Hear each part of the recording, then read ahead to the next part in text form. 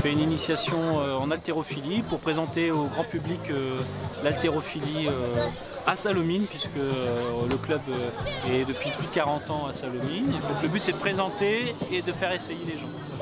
T'assois, lève tes mains, saute avec ta barre. On fait monter les plus jeunes et les plus anciens de poids en poids, donc on commence à un poids très simple de 7 kg et on finit à peu près 16 kg sur une barre. Donc c'est des poids qui sont naturellement un peu durs à monter au-dessus de sa tête si on le faisait avec un autre objet, mais une barre d'haltérophilie, si on apprend la technique, on peut en 5 minutes réussir à faire des choses qu'on soupçonnait de faire. Et puis les gens peuvent voir les plus anciens adhérents soulever des charges plus importantes.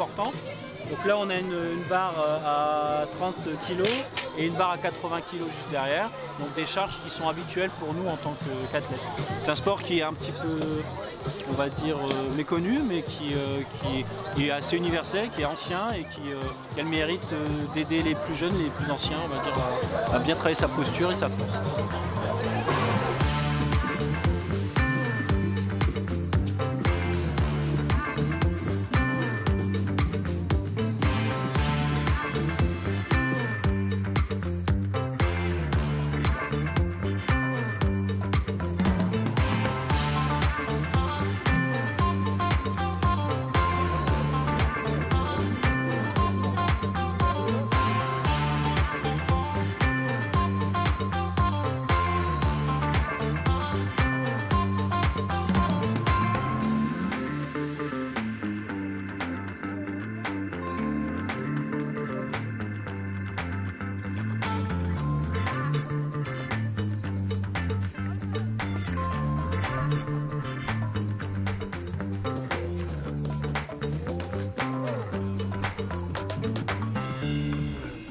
Alors moi c'est Alizé Soeter, je suis éducatrice spécialisée et je suis actuellement aux Amis de Mandela. Donc c'est une association de quartier au sein du quartier de la République, pas loin d'ici, à Avion.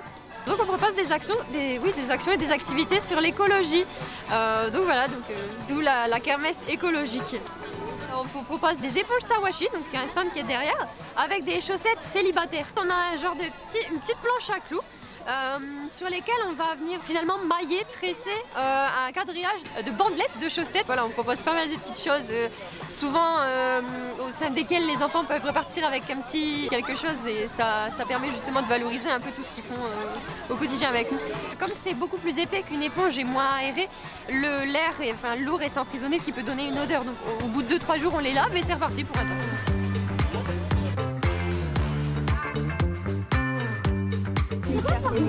Alors le parcours, vous partez entre les deux plots, vous allez faire un petit slalom, vous allez jusqu'au bout, vous faites un petit tour, en revenant vous passez sur le dos d'âne et le but du jeu c'est de s'arrêter pile poil ici sans toucher les plombs.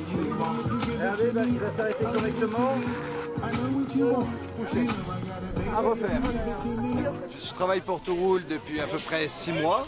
Je suis formateur et on est là pour faire de la prévention et de la formation au niveau de la sécurité routière pour tout ce qui est nouveaux modes de véhicules type EDPM, comme les trottinettes, comme les overboards ou les gyros.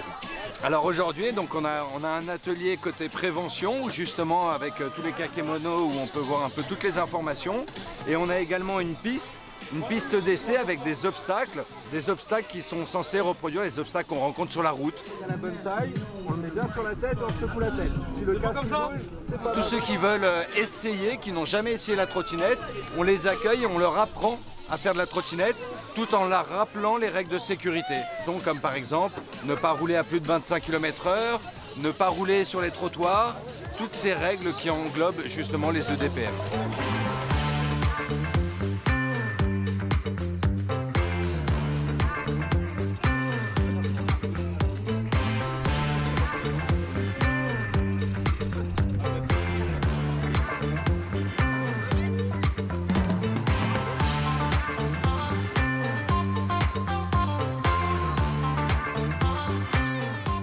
Ici pour fabriquer des fusées à eau et juste après en fin de journée on aura la nuit des étoiles, on aura un planétarium itinérant, On aura des jeux d'astro, on aura un entraînement spationaute, on aura pas mal d'ateliers autour de l'astronomie du coup. Pour fabriquer une fusée à eau, il faut d'abord comprendre ce que c'est qu'une fusée. Une fusée, c'est plutôt en forme d'ovale.